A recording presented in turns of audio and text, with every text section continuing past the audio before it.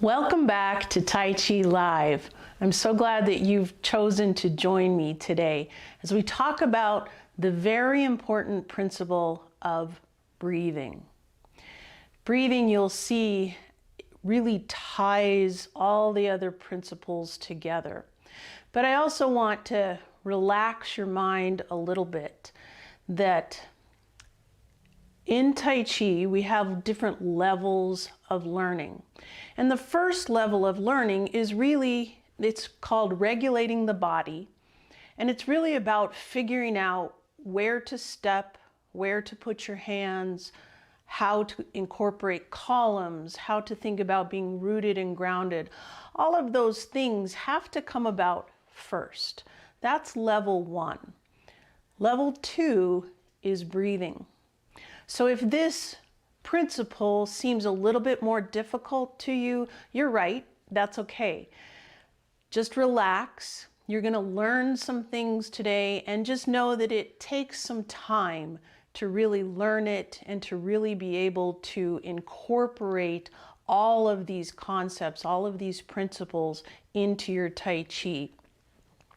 As I told somebody today, Tai Chi is a lifelong learning event. It's not something that you learn in 8 weeks and then you're done and you move on to something else.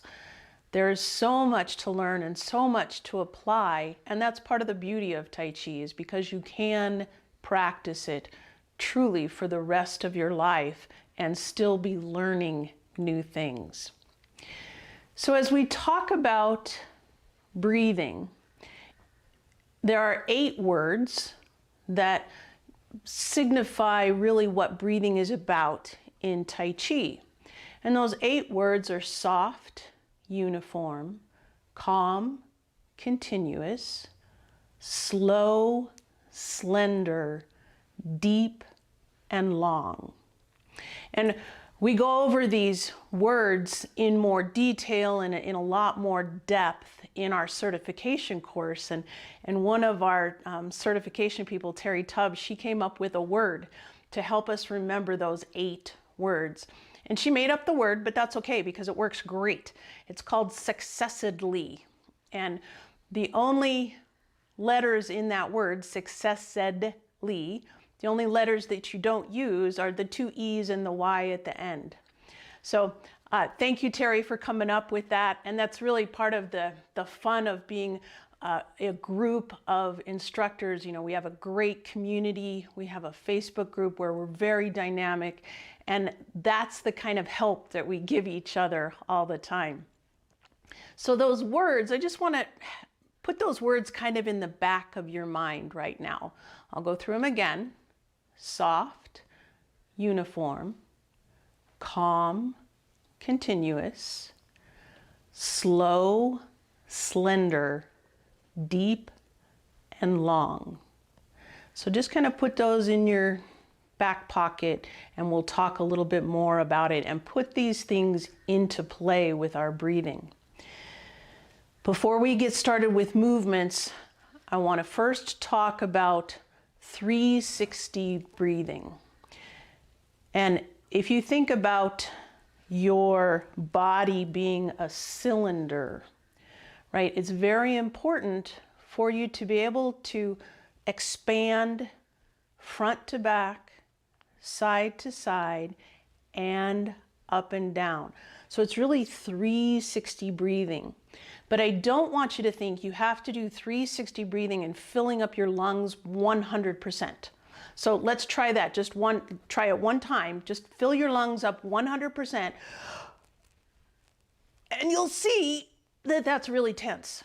And that's not what we want. You're going to fill 360 just to about 80%. And then you're going to be able to let go of that air in a nice, slow, slender, uniform way. So you're breathing in nice and slow and soft, and breathing out in a uniform way. So it's not breathing in and then letting it out, right? Breathing in and then controlling that exhalation so that it matches the inhalation to some extent. So I'm going to step back And one of the first movements that I want to show you with the breathing is very easy. Pushing chi. Just bring one foot forward.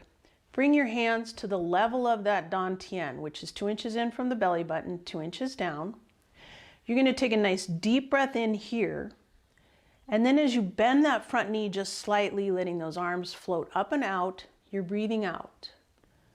So you're breathing in and breathing out.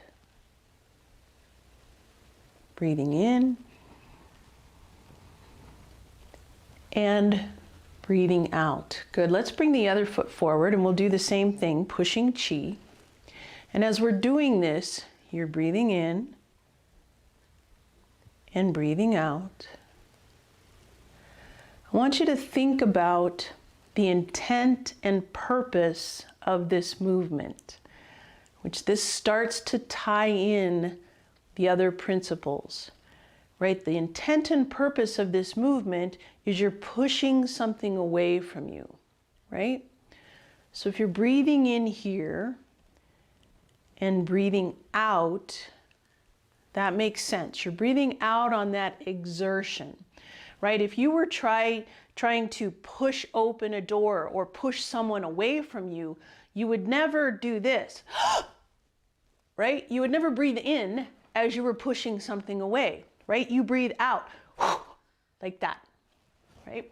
That's where it starts to tie in with those other principles. That martial arts application of the movement, the gathering and the releasing of energy, helping that energy flow through your body, making sure that your cylinder is nice and tall on those columns. You're suspended from the ceiling, but you're in a nice, relaxed, open posture. So that allows that 360 breathing, right? If we're not in a good posture, if our columns are not intact, and we're like this, it's actually really hard to breathe. Try that. It's really hard, right? You want that open, you want to be suspended from the ceiling, and you want that cylinder to be nice and open so that the lungs have plenty of room and they can be relaxed as they're breathing. So think about those things now as you do that pushing chi. You're keeping your columns intact. You're thinking about the intent and purpose of this movement. Letting your body be relaxed and letting that energy flow.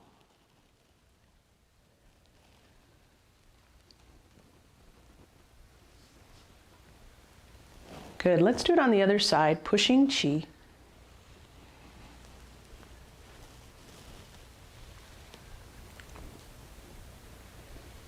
And I'm not sure if you notice, but even with just a few deep breaths and a little tiny movement like pushing chi, you might feel your body start to relax, start to get rid of some of the stress that may have built up throughout the day.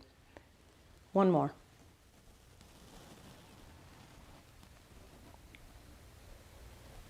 And that's another piece of the puzzle, that the breathing is really one of these capstone principles, that it really drives the relaxation response in your body. And it helps you connect those movements in Tai Chi so that it has that water flowing effect, which again helps you with your stress. The next movement that I want to teach you today is the ward-off sequence. And thinking about the breathing, remember the ward-off sequence, and you might not remember, but that's okay. The final movement in the sequence of the movements is pushing chi. So it makes sense. We want to be able to be breathing in here and breathing out with our ward-off.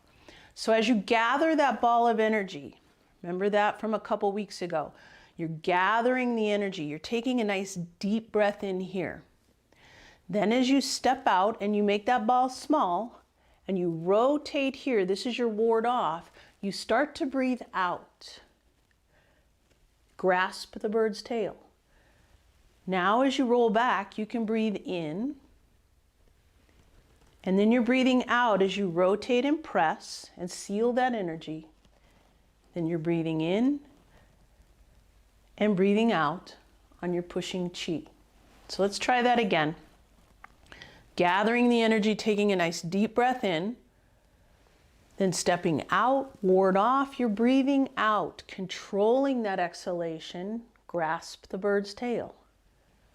Roll back, breathing in, rotate and press, breathing out, breathing in, and breathing out. Let's do it on the other side. So now as you switch, you're breathing in, you're gathering that energy, and then step out, ward off, breathing out, grasp the bird's tail. Breathe in as you roll back, breathing out as you rotate and press, breathing in and breathing out. So with the ward off, remember we worked on that continuous flow last week. And that's a great one to practice that continuous flow because we learn it all connected, right? We don't learn it as separate movements. That breathing helps you with that continuous flow as well and helps you understand that energy, keeping it going throughout that movement. Your circular motions help you with keeping that breath slow and long and deep. And it keeps you from doing what I call fat breathing, right? Which is if you were to breathe in here and then go and just collapse with that breath. That's that opposite of what we call slender breathing. We want that controlled exhalation because that helps with that flow of the energy and it actually helps your body relax. So let's move on to part the wild horse's mane. Again, matching the intent and purpose of the movement with your breathing.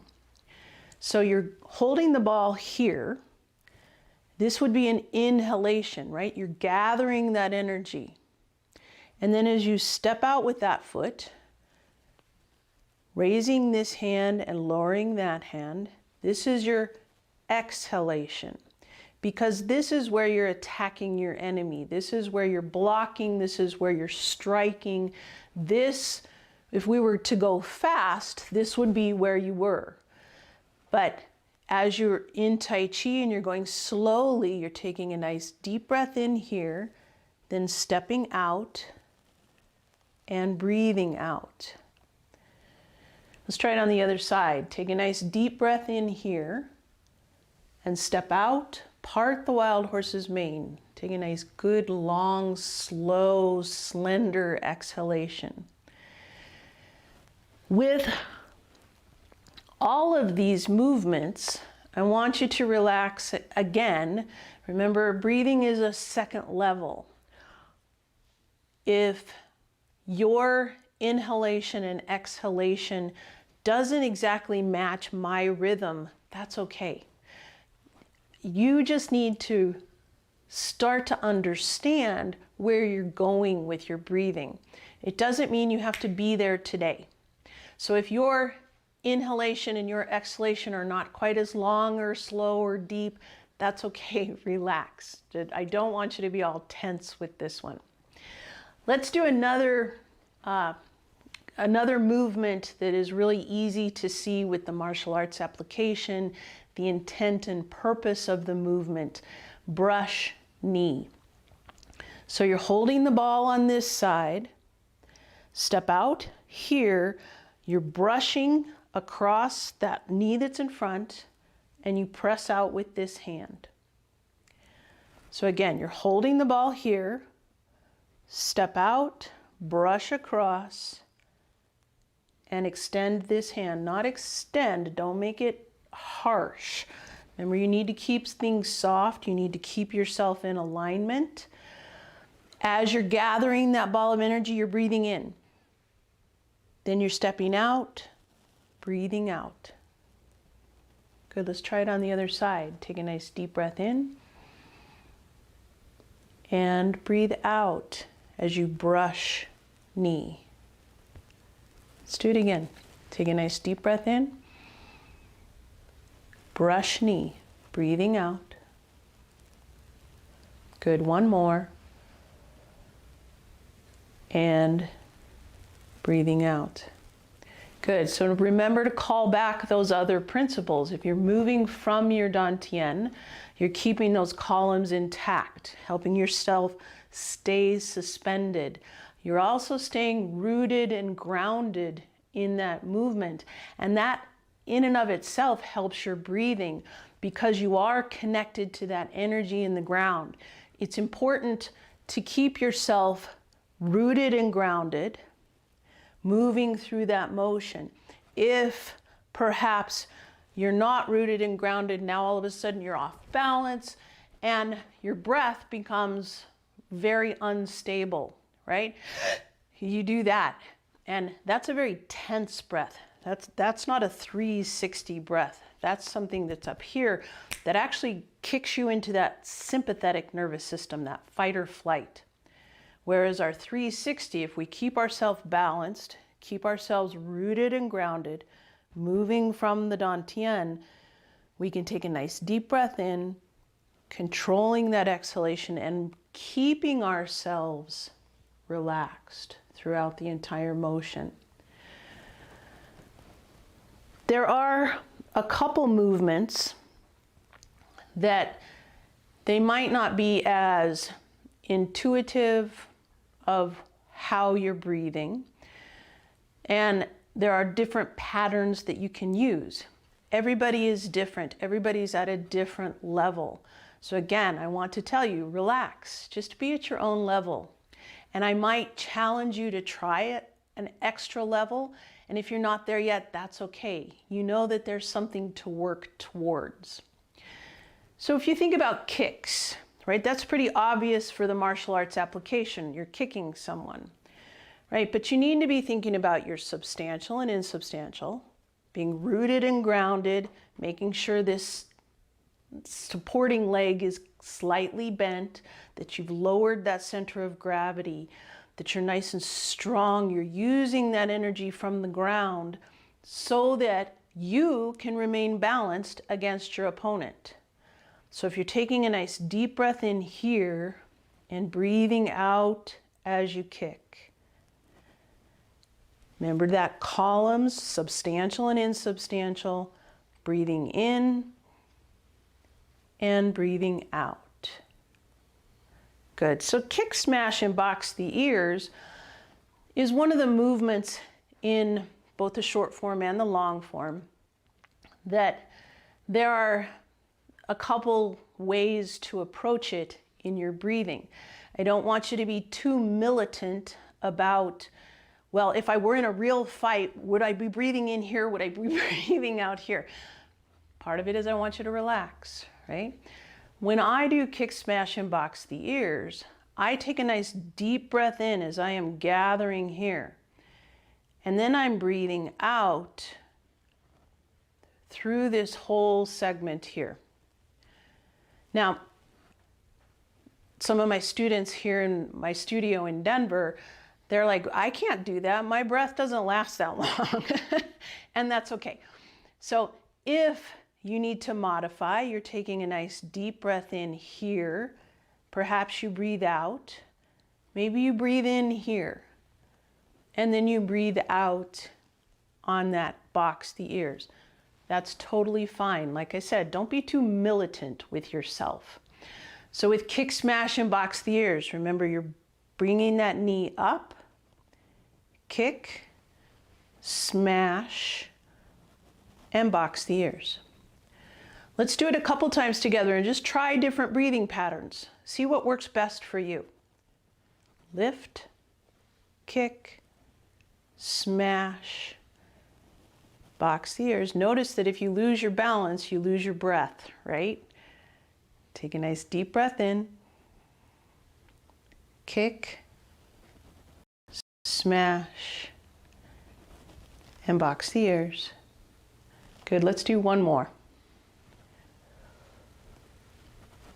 kick, smash, lowering that center of gravity, box the ears.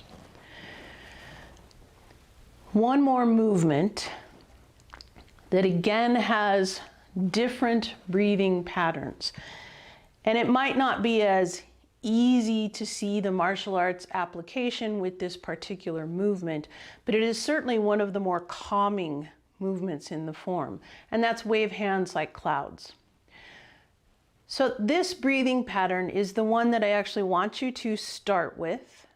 That's what I want you to practice during the week, because this is the breathing pattern that we're going to be using with the form. So as you're doing your wave hands like clouds, and let's do it without stepping first. Remember, you have one hand going in one circle, the other hand is going in the opposite. One is clockwise, one is counterclockwise. And you're rotating from your dantian, keeping those columns intact, which means you're rotating on that central column.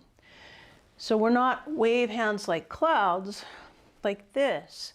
You're rotating on that central column. Remember, you're suspended from the ceiling and yet rooted and grounded. So as one arm comes across, you're going to take a nice deep breath in. And then as the other arm, as you go the other direction, you're going to breathe out. Breathing in. And breathing out.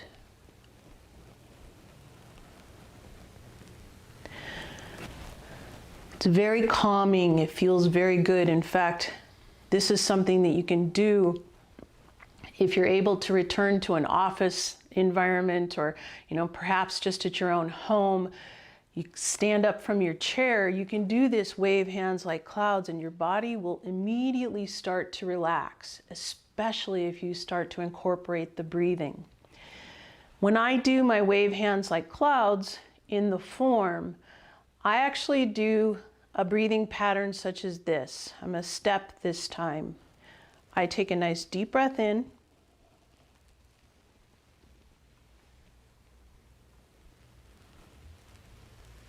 And then I'm breathing out.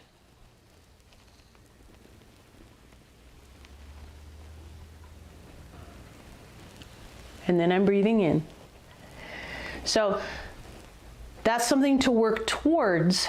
But like my students tell me in class, if they were to try it that way, they would take a nice deep breath in, and then all of a sudden right about here, they'd be like stuck because they're at capacity. And they'd have to hold their breath through the rest of that.